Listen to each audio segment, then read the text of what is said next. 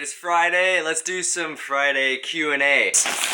This is from Eric Conasty, a buddy of mine in California. He has his YouTube channel as well, and he is killing it with all kinds of daily content. He's pushing me to go daily. It's really freaking hard. Obviously, you've seen my whole holiday situation has been pretty jacked up with posting videos on Monday, Wednesday, and Friday just because I get busy and I don't want to put out crappy content. So I want the best possible content, but you know, sometimes you can't get it out. He sent me some straps, some FP Underground straps, and some stickers with freaking mustaches on them, and he also sent me this because he wants to start a revolution. He wants Beats headphones, which I am not a fan of Beats.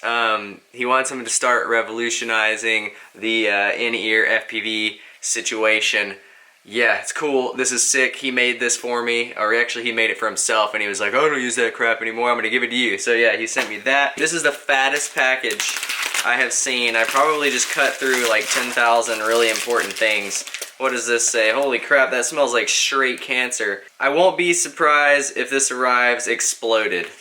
Serge, thank you very much. It's so tightly packed. It didn't arrive exploded, but holy thank you.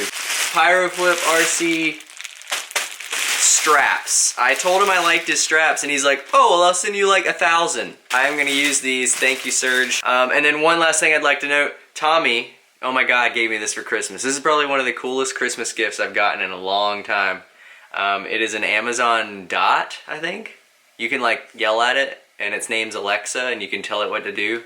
So I like have it play random things for me while I'm trying to sleep, like rainforest noises and frogs and stuff and thunderstorms. Anyways, let's get to the Q&A as quickly as possible because I don't want this video to go forever. So the first question is from Andrew Larson. He says, when you fly a new spot, how do you determine if it's safe to fly, no people, no dead spots, video, radio, etc.? Do you just pick up and fly, or do you start walking it? Or question, thanks sir. So alright, Andrew, basically I get this question a lot. People are like, hey, how do you know it's safe? How do you know what to do? When you go to a spot, like, you have no idea. If it's a brand new spot, if it's downtown, if it's somewhere like in an RF saturated environment, you really don't know. So I mean, typically for like flying a new spot, if it's in a saturated environment that I assume is saturated, like anything downtown where there's a lot of Wi-Fi or there's anything like that, maybe there's a radio tower right next to me. I have an RF Explorer, which is basically a spectrum analyzer. You can pop that on, you can check the 2.4 band, you can check the 900 band if you're on 900, you can check the 5.8 band. It basically goes from like 300 megahertz all the way up to 6 gigahertz. So you can check anything in those ranges, and basically what I'll do is I'll just make sure that I'm below my certain flight threshold, which typically I don't go, it's like negative 80 dB. I haven't looked at it in a while, but basically there's a little like level thing. If there's mad spikes in a certain area, like say I'm flying on 900 megahertz, and there is an area where like 900 megahertz doesn't hop as much as 2.4. 2.4, it goes from 2.4 to 2.5. That's the ISN band. And yeah, you can have pretty much any consumer electronic in there that will hop all from 2.4 to 2.5, and those bands are open. Now that's a large area to hop. You have 100 megahertz to hop between, where on the 900 band and 433 band, you're only hopping like 15 hertz. You're actually going from like 915 to 930 or 880 or 896 or 898. I forget what the frequency is, all the way up to like 884 to, I don't know, 900. So it's not a very large range to hop. So when you have that little bit of frequency hopping, you're not as safe as you would be with a large band, because if something pops up at 2.42 gigahertz, then you can hop on 2.48 gigahertz and you're completely fine. So I mean, that's one thing that you have to look at. But for the most part, I know people ask, am I running long range setups all the time? No, I only run 2.4 and I only run 5.8 gigahertz because those bands are really nice for pretty much every scenario. There are very few times where I ever need to go anything 900. The only time I've ever had to run 900 megahertz ever was when I went to Ukraine, and it was because there were no regulations on 2.4 Wi-Fi or 5.8 Wi-Fi, so the video was terrible and we were getting dropouts on every single RC link on 2.4 gigahertz within like 150 yards. So for the most part, I will check frequencies, and then obviously I will walk the environment to make sure there's not going to be any hazards. And I mean, just from time flying and saying, hey, look, I've been here, I kind of know this, I know what's going to happen around this particular building. Just from experience of being around other buildings, you can guess, and then you always have a spotter as well. So I mean, we bring out people, there's usually 3 to 5 people that are flying with us, so you have all these people watching out. There's not everyone in the air at the same time. So I hope that answered your question. Andrew, this one's from RJ, doesn't give any other designation, just RJ. It says, can you go over the different licenses and flying legal, you need to fly legally? I was aware of the FAA, I was only aware of the FAA registration and ham license radio for, the ham license for FPV, sorry I can't read today, I'm trying to go quickly. Are Part 107 and AMA required only flight racing events, or only to fly racing events? So basically, to fly legally, to fly FPV as a hobbyist, you basically only need your AMA and you need to register your drone if it's over 250 grams with the FAA. And like, I'm not a huge stickler on like all these regulations and stuff. Those are just generic regulations that I know off the top of my head. If you want to be insured flying your model aircraft up to $1 million and you're with the AMA, technically if you're flying in a designated AMA area like a park, or you're flying at a field or something and you crash and it causes some damage, you're actually insured by the AMA. From my understanding, that was the last time I was with the AMA, and that's how it was working. If you go to a drone racing event, you do need an AMA license, you do need an AMA number, because that is that insurance umbrella that you're under. As far as like ham radio and Part 107, those things are kind of add-ons. If you want to run 433 megahertz, you want to run 1.3 video or 2.4 video, then you need your ham radio license to do it legally. If you want to make money doing any of this stuff, flying drones or unmanned aerial vehicles, you do need your Part 107, which I have all of these things. And yeah, I mean, I don't actually use a lot of them. Since I've gotten my 107, since I've done things to be legal, I mean, it's been like, I don't know, now that people are legal, it seems like things have kind of slowed down as far as work goes. But I don't advertise that I have my Part 107 or that I have my ham radio license. So like, I don't know. If you want work with Part 107, if you want to do professional drone stuff, you actually have to like say, hey, I need a job. I have these credibilities and I have these licenses. I would love to work with you. And it's all kind of like in an industry where you got to know people to get in. I mean, it's like the film industry. So here is another one. I don't actually have the whole thing because it says read more, but it's from Thermostangon, the Mustangon. Wow, I can't read. Do you feel pressure to upgrade your hardware to an X-frame? Honestly, it reminds me of the dudes in motorbike track days where you go out and buy a Yamaha R1 liter bike and you don't know how to turn. They don't know how to turn. So basically, I'm pretty sure what he's getting at is there's so many new frames coming out. There's so many new things coming out. Am I scared that what I have currently, which is the Alien 5-inch, which is like a year old, is something that is not up to par with what's out today? No, I'm not at all. I mean, I fly that thing because I love what it does. It's set up perfectly. I like top mount battery. I like top mount GoPro. I just like how it flies. I don't like the camera in the middle of the quad, and I don't like underslung batteries. So this thing is perfect. It's super durable, and I really support the people that make it. It's highly fine-tuned machine as far as how it's built and all the carbon cutting and how it fits together. The build is amazing, and all those things matter to me, so that's why I do that. Here's another one, and it is from Mafraco, sorry, Q&A.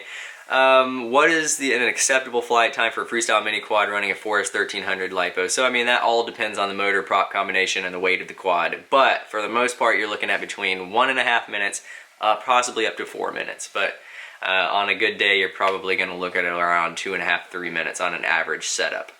So here's another one from Danny Nikki, sorry. Hey Steele, I've noticed how smooth your GoPro footage is, and all the top pilots seem to have super smooth HD footage. Is it just down to tuning or pilot skill, or do you use image stabilization? Wow, sorry, to help out. Cheers, buddy. So basically all of this stuff, I think it comes down to, in the end, when you're flying, we're not using image stabilization. It's the same exact stuff that you guys are using. We're running GoPro with image stabilization turned off on top of a quadcopter that we built ourselves, and we're flying around. And yeah, the tune matters a little bit. It mattered way more 8 months ago than it does now. You can pretty much throw stock PIDs on anything these days and it will fly pretty smooth. It's all about the rates, and it's all about how you fly it. So I would say that a lot of the things that the top pilots are doing that a lot of people aren't doing is they have the experience to know that you cannot 100% tune out all of the problems. There's always going to be external forces that are acting on the quadcopter that screw it up and make it do things that you don't want it to do, and there's no way around that. So what the top pilots are doing is they have the experience, they have the knowledge, they have all the know-how to basically say, all right, well, if I come down into my prop wash here, I'm going to cause oscillations to happen. If I go and bank this turn here, it's going to cause this to happen, blah, blah, blah. All this stuff that we just kind of know what to do and not to do, and it's all habit now. You just fly a certain way. You know how to throw the quadcopter around. You know how to stop your rolls and your flips at a certain a certain way on the sticks to make it not bounce back, even if the tune sucks. So all of that stuff is just in how you fly, not necessarily how well the quadcopter is tuned. So I hope that helps. This one is from Ryan Tan. Hi, you spoke about leaving some of your charged unflamed batteries for about a week due to efficiency purposes. Do you feel a difference between freshly charged batteries versus the ones that have been sitting around? Yes, 100%. I can tell you right now, if I go charge a battery right now and I have a battery that's been sitting for charge for like 3 days, the battery that's been sitting charged 3 days will probably be down to like 16.6 volts instead of 16.8 volts, and it won't have that initial oomph that you would get. It just kind of deteriorates over time, and I've actually had batteries that sat fully charged for like a month, and I full throttle and it just sags to nothing and the battery is completely useless. So don't leave your batteries charged. It does degrade the battery, and I'm sure some expert out there is going to be like, no, lithium technology says no, it'll be perfectly fine. Well, you know, from experience I'm telling you it's not going to be perfectly fine, so don't leave your batteries charged. How come you linked all your gear to Amazon instead of Rotor Riot or FPV? This is from Chris. So basically, I think there's another question asking about this. Is my career. Like, how do I make money? How do I continue to do what I'm doing? So I don't have a full-time job, and I think I'll get to a question later talking about that. My full-time job is creating content for you guys. I don't make a lot of money, but I make enough money to support myself off of YouTube ad revenue, and I also now have figured out that there's this thing called Amazon Associate where you can put links in your description, and basically people that click on links when they go to Amazon, if they buy anything that you use, which people do anyways, and they were just going and having to find it on Google, now I have it listed in all of my video descriptions. You can go down there and click it. It's right there for you. It's the cheapest price I could find. I'm not trying to price gouge you or anything. It's just competitive prices showing you exactly where you can buy it. If you have an Amazon Prime account, you can get it 2 days from the day you order it. And yeah, I mean, I get a little bit of a cut from that. So I'm making a little bit of money on the side based on that Amazon Associate account. So that is why I do that. I was not getting any kickbacks before by selling through GetFPV or through Rotor Riot or through anything like that. Like I said before, I don't make any money through Rotor Riot. I have never made any money through Rotor Riot. All the money that I have ever made is through YouTube. That's it. And winning competitions, which I won 25 grand in Dubai. I haven't seen a dime of it. So let's go to the next one, which is by Robot Killer, sorry, it's with zeros. So does Part 107 bring work to the fields like real estate, agriculture, movie filming? And no, it doesn't bring you anything. Basically, it just says, hey, you can work and you can do it legally. So if you want to get a job, you basically have to go out and get the job. The job doesn't come to you. People don't go through the 107 list and say, ooh, that guy's good, I like his name, and they don't call you and whatever. So yeah, it doesn't do anything for you. It just legally allows you to go out and find work. This is from Aero FPV. What is your opinion of the FAA jumping on these regulations? Basically, do you think it will discourage people from getting into the hobby? Yeah, I do think it will discourage people from getting into the hobby, but that's why I'm here to basically put kind of a little dampen on that. I mean, I'm trying to post content. I have people. I love the growth that my channel is getting. We're at 60,000 subscribers basically. I was expecting to get maybe 50 by the end of 2016. So holy crap, thank you guys. New subscribers. Thank you very much. But yeah, people getting into the hobby, yeah, they're going to be discouraged by watching YouTube videos of people getting in trouble or like people hating. They're going to read the comment section of all these videos and be like, oh look, this guy doesn't like this guy because he says the FAA is going to come to his house and take his children and burn his cat. I mean, all of this stuff is discouraging. Everything negative on the internet is discouraging for people, especially when you're trying to get into something that costs as much as this does. It's not the most expensive hobby in the world, but it does cost money, and you can discourage people by talking negatively about it. But at the same time, I'm here trying to push positive, like, hey, this is fun. It's not endangering things. It's pretty inexpensive, and you can go out and do it and have fun with your friends, and it's a great socializing experience, and the community is amazing. It's probably one of the most tight-knit communities that I have ever come across. Jay Ferris, or Francis, wow, sorry. How sufficient is FPV quadcopter simulator as such as Freerider before you flying a quad? So I would recommend actually buying a decent radio, like a Taranis or something, and then buying a simulator, or not buying one. You can get a bunch of free ones like Hot Props, and Freerider's like $5, and Liftoff is pretty cheap as well. I would suggest doing that and then playing around with it, and then if you end up liking it, yeah, you've only spent $200. You've only bought that radio, which the radio can be resold. You're not going to lose any money. At most, you would probably lose $50 total, and you probably would have $50 worth of fun just flying the simulator. That is what I would suggest for people that are curious about getting into the hobby, but they're not 100% sure if they want to get into it. So yeah, buy a radio, buy a decent radio that you can step up from, and then play on a simulator, and then yeah, probably within a week you're going to want a real quadcopter anyway. So yeah, I do think it's close, but again, it's probably about 75%. It's not like the real thing, and when you crash, you don't lose money like you do in real life. This is from Jack the Ripper. Do you think that the new quad boom is killing off already dwindling CP heli scene? I do think the CP heli scene and like some of the other areas like larger 3D aircraft are kind of seeing a little bit of a hit in the market based on the quadcopter stuff, because it is so much easier to get into and so much more affordable. I mean, I got into CP helis, that's how I got into RC, and I mean, I couldn't afford a 600 size helicopter, 700 size helicopter hitting the ground. I would fly on simulator mainly and then go out and like sport fly. I wouldn't do hardcore 3D just because, you know, the lower you get, the more you're not 2 mistakes high anymore. Now you're 1 mistake high, you make a mistake and you're $400 or $500 in. So I do think it is taking a hit, but at the same time, what are you going to do? It's all RC, it's all a growing industry in the RC community. So I think we should all look at it as like, hey, we're brothers. It's kind of like extreme sports guys. Yeah, the BMX guys and the skateboarder guys and the inline skate guys, they all kind of don't like each other, but at the same time, what are you going to do? It's all the same stuff. It's all pushing for the same thing. This is from EM Sahandi. How often do you crash?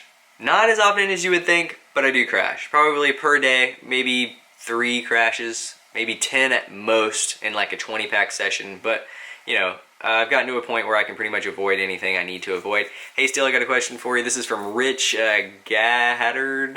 It seems like you have been on the road a lot of time for traveling. How do you still have a day job? And what is your day job? Basically, I explained this earlier. My day job is creating content for YouTube and going online and basically building my brand. It's an investment for me. I'm using YouTube, social media to build my brand up, basically my name, and say, hey, look, I'm credible. This is what I can do. This is how many people I've helped, possibly influenced. So that's what I'm doing right now. I don't make a lot of money, but I do make enough money to support myself, like I said, and I'm trying to build a brand. Okay, so basically the camera ran out of space and I am back to a few more questions. I was almost done.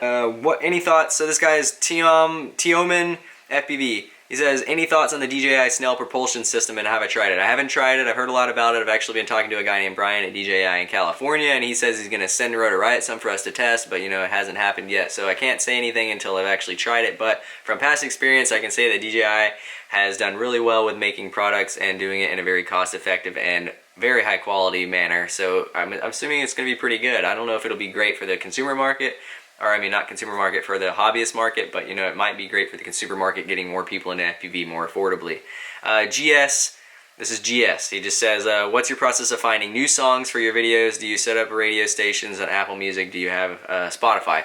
This is a huge question. A lot of people ask me this because I have to use copyright-free music to be able to get, to add cents or ad revenue or monetize my videos on YouTube. So basically what I do is I will literally spend hours and hours on the internet, on YouTube mainly, going around looking for videos. Sometimes I go to other vlog channels and kind of say, ooh, I like that type of style, and I might find that artist that particular person used, and I might use other songs from them, because it is difficult to find songs that other vloggers or other people on YouTube aren't using. I know for a while I used a lot of Casey Neistat stuff, and there's actually a thing called Discovering the Vibes, which is a channel on YouTube that you can go and you can find a lot of copyright-free music, which a lot of it is actually Casey Neistat. It's basically Jeff Kale is the guy's name, and a lot of other artists that Casey Neistat used. And I mean, I look up to Casey Neistat. He's a freaking awesome dude. He does exactly what he wants to do, and he's really good at it. So I mean, why not? I mean, copying is a form of flattery. So awesome dude, love what he does. And yeah, some people might hate him because of drone piloting and stupid places. Who cares? This one is, Steele, do you have any mustache grooming tips? This will probably be the last question. So yes, I do have some mustache grooming tips. I make my own mustache wax out of coconut oil and beeswax. And it's just a 1-to-1 ratio, melted down in like a little fondue pot. And then I have my comb, and I just keep that thing trimmed up, put some wax in it in the morning, and comb it when I need that styling, and that is it. So that was the last question, and it was from James Smith. Thank you guys very much for watching. I hope you enjoyed. I know it was a little bit longer than a typical video that I would make. I try to keep everything under 12 minutes. 10 minutes is good, and 12 minutes at the max. But, you know, sometimes you got to go over a little bit. I hope you guys are having a great day. So, Happy New Year, and I hope it goes well for you guys. Thank you. If you have any comments or questions, I list all of my gear that I use, every single piece of gear, including all my camera gear, including everything that I use in the descriptions. Thank you guys very much. If you want to give me a thumbs up, that would be amazing. And have a great day.